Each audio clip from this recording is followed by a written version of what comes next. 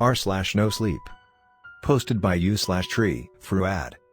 I deliver pizza to the supernatural. During one of my deliveries I saw a strange boy. I deliver food to the supernatural. Seems crazy, right? Well, it is. It's also stupid anyways. I work at your normal Domino's in a town on the coast of Washington. I can't say exactly due to security reasons and all of that. I work on a night shift, which you wouldn't expect from a place from Domino's, but I don't exactly deliver it to the normal anyways. I should get on with the story. I shouldn't even be writing this in the first place. I could get killed or worse.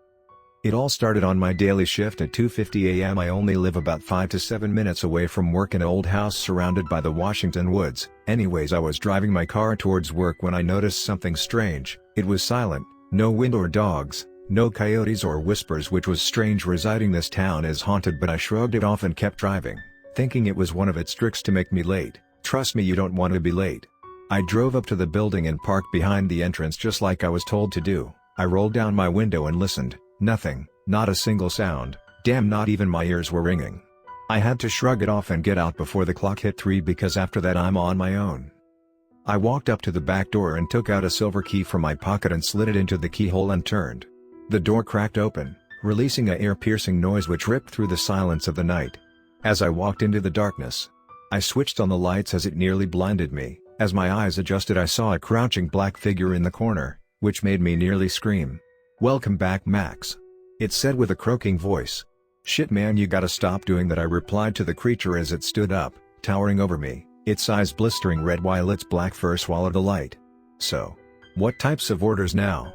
I asked, unimpressed of its little stunt. "Well, we got an order from that spiky dude down in that old H again. Seriously, if I have to see his damn face one more time I'm gonna rip his horns right off that ugly head," I yelled. "Let me guess, the normal?" I asked, his red eyes piercing through mine as he gave me a slight nod. I let out a sigh as I walked over to my station and opened a hidden trapdoor by the furnace. "Help me out and get the toppings," I asked the beast as it rolled its eyes. "Look, Max, I may look like a monster, but I have the heart of a and just killed the damn goat," I hollered. He gave out a loud sigh as he walked into a freezer. I slid the plain pizza into the oven as I heard a goat screaming bloody murder behind me. God, I wish it could kill him more quickly. It'll attract unwanted attention. A few moments had passed. It walked out of the freezer and dropped the goat guts onto the counter. "Happy?"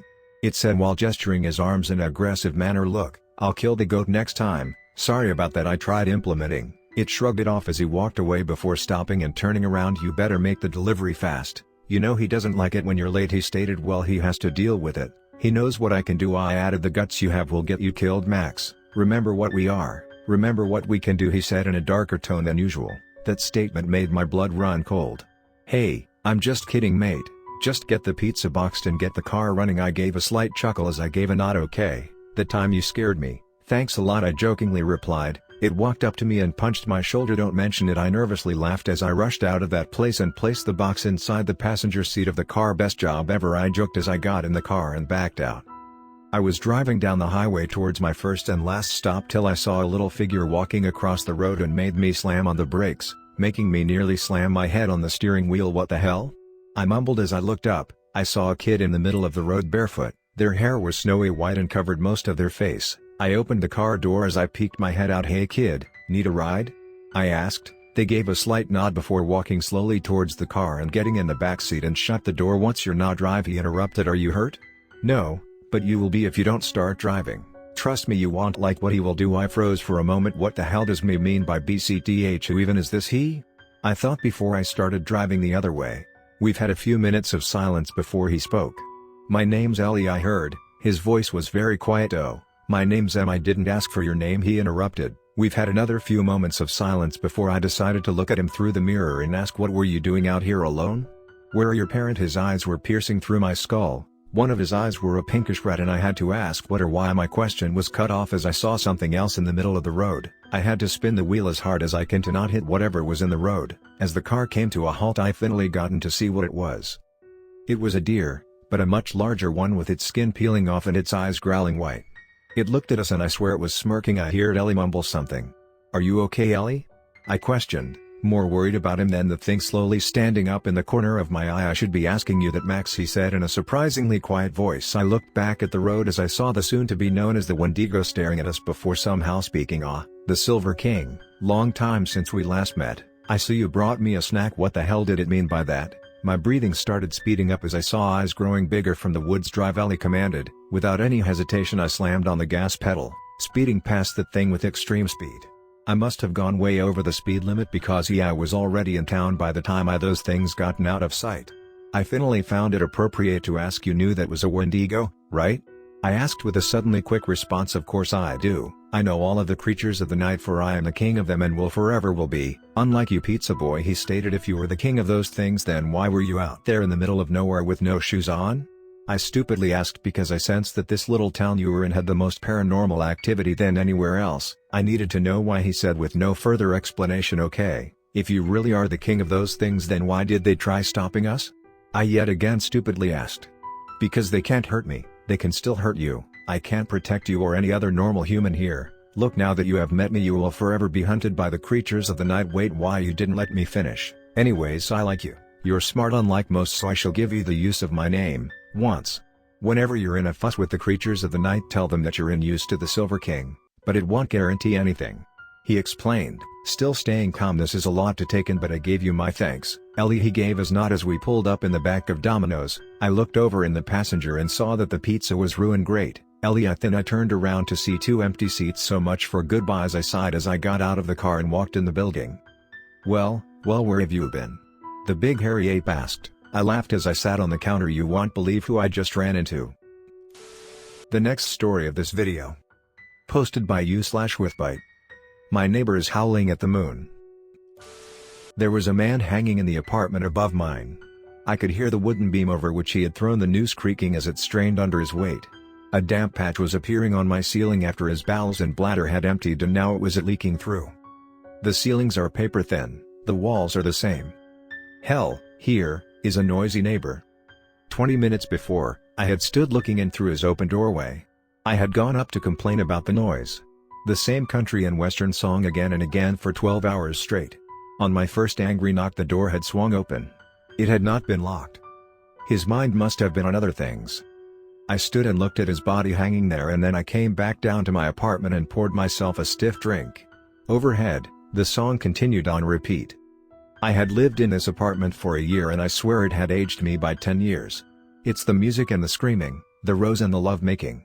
The slamming doors and the howling babies. A good night's sleep is a memory. Feeling relaxed, a distant dream.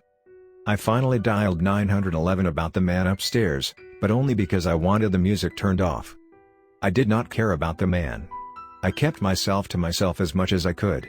I was focused on saving up from my job at the car dealership and moving as soon as I could afford more than dirt cheap rent. After the emergency services had finished, the apartment above mine was quiet for a whole week.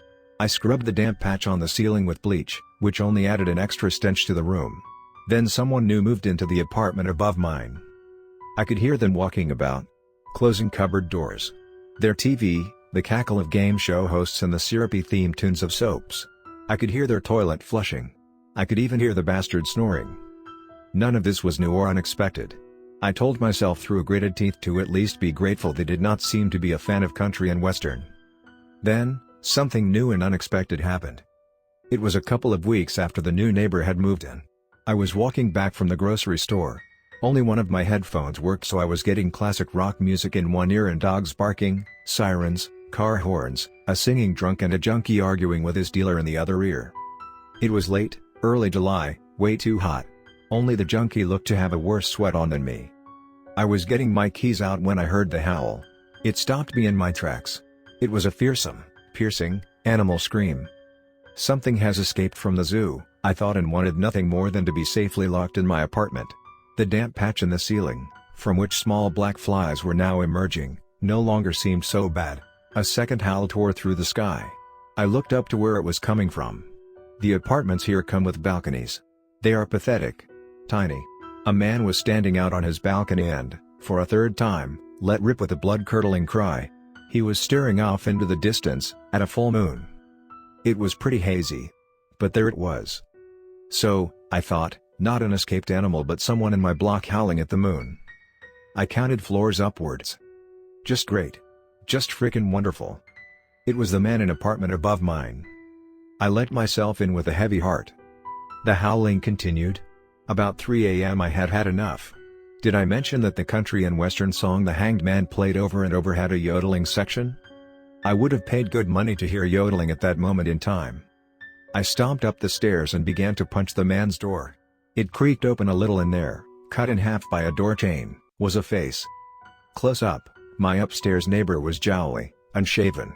His bloodshot eyes blinked at me and his breath, sweet lord, hit me worse than any solid object had ever done. The smell of his breath made me gag and I struggled to get my words out. Will you please? For the love of. Stop howling. The door began to close. He was ignoring me. Of course he was. That is what everyone did here. Then to my surprise the door swung wide open. My neighbor stood there. He was wearing a pair of boxer shorts and a vest. They had been cleaned sometime around the invention of the internet. It was what was poking out from around the shorts and vest that was much more disturbing though. What covered pretty much every inch of his exposed skin. He was hairy. So hairy. Thick, matted, black hair from his toes upwards. Then he surprised me. He smiled. Would you like to come in? He asked, his words wrapped in a new rancid cloud of bad breath. Not really, I replied. I just think that if you could get to know me, understand me, then you would not be so angry. Wouldn't that be better, to not be angry? I was struggling to think of a response that went beyond telling him he was clearly a crazy mother when I noticed there was a slab of meat on his couch. It was fat and pink and dribbles of blood ran down its front. It almost looked like it was propped up so that it could watch TV. I could not see the screen from where I was standing but I could hear that the show was reaching its climax. 50,000 pounds, a tinny TV voice squealed. The man smiled again. I think it was meant to be invitingly. I noticed he had a chunk of pink meat caught in his upper teeth. A speck of dark red was clear in the sickly lightness of the pink.